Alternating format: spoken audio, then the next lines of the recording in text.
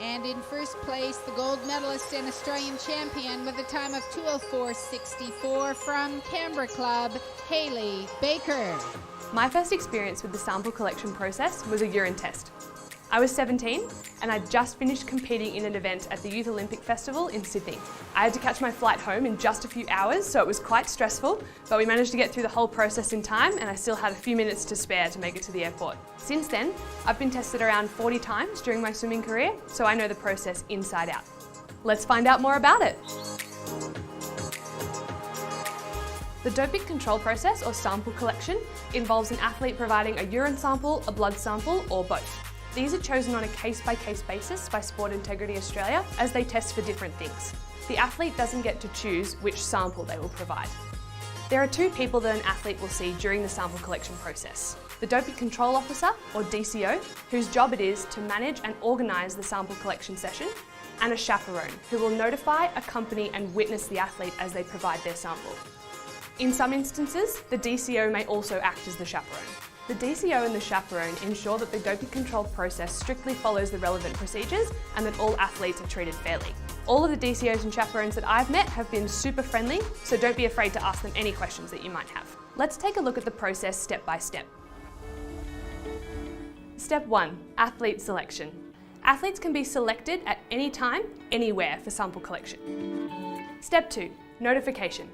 A DCO or chaperone notifies the athlete that they've been selected for testing. The athlete will be asked to provide photo ID and will then need to stay in sight of the chaperone or the DCO until the sample collection process is complete. So that means wherever you go, they go. Step 3, reporting to doping control. After the athlete has been notified, they will need to report to the doping control station immediately, unless they have requested a delay. Step 4, selecting the collection vessel. The athlete will be asked to choose from sealed collection beakers. There should be at least 3 to choose from.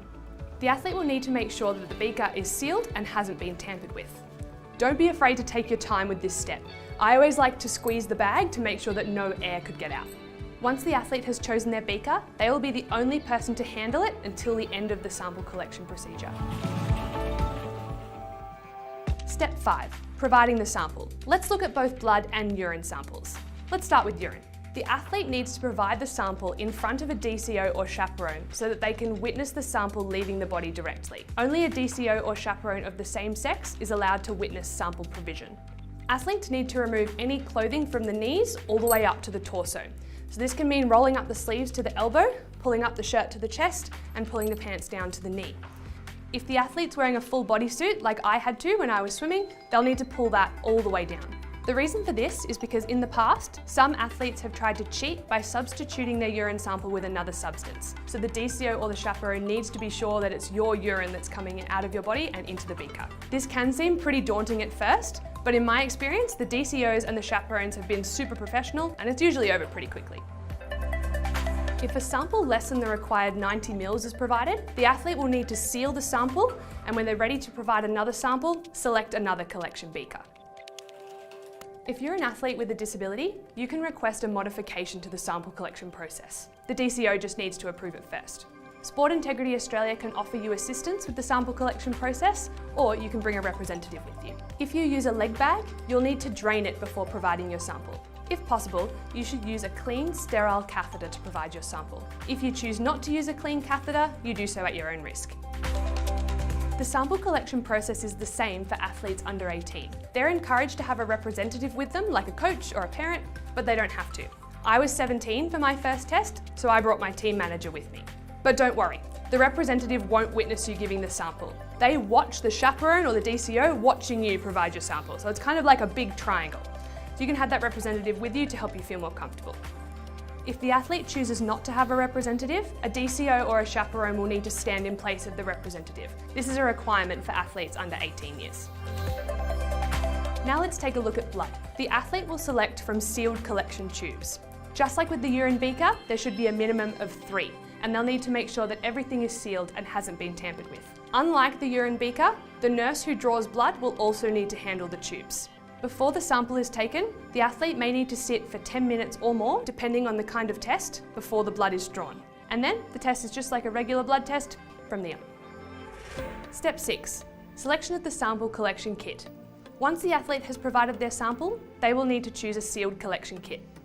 Just like the urine beaker and the blood tubes, there should be at least 3 kits to choose from. And the same applies. You need to make sure that everything's sealed and hasn't been tampered with. The DCO will talk the athlete through opening the kit and making sure that all the numbers on the bottles inside the kit match. I like to read them out loud to myself to make sure that I'm 100% sure that they all match.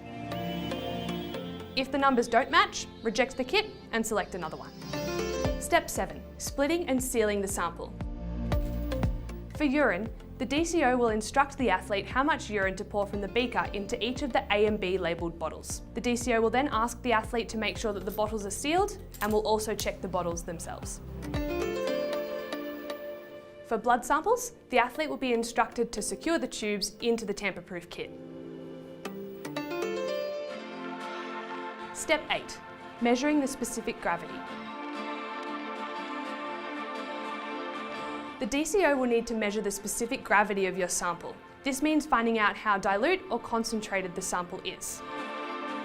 You need to be careful here because if your sample is too dilute, you'll need to keep providing samples until it's the correct specific gravity. So you might think it's a good idea to drink lots of water to help you pass a sample and get you in and out of doping control really quickly, but you need to make sure you don't drink too much that your urine is too dilute. So just make sure that you're not overhydrating and only take little sips, and that'll help you get in and out nice and quick. Step 9, final paperwork. We're almost there. The DCO will ask the athlete about any medications, supplements, or any other substances that they've taken in the last 7 days, and these will be noted down on the doping control form. I like to keep a note on my phone with all of my regular medications in there, and I pop in anything else that I've taken during the week, so that if I am tested, I have all of them ready to go and I don't have to try and remember them at the last minute. The athlete can also note any comments about the doping control session on the form. The athlete will then check that all the information on the doping control form is correct and they will sign it. The DCO then gives the athlete a copy of the form to keep. I like to keep mine all in one folder, so if I need to refer back to them, I know exactly where they are. Step 10, transporting and securing the sample. Once all the final paperwork is done, your sample is sent to the lab for analysis. The DCO will also send a copy of the doping control form to the lab, but it doesn't have any of your personal information on it, just the numbers on the bottles and the kits. So your sample remains completely anonymous. Samples can be stored in the lab for up to 10 years. You'll only hear back from Sport Integrity Australia if something is found in your sample. So, no news is good news.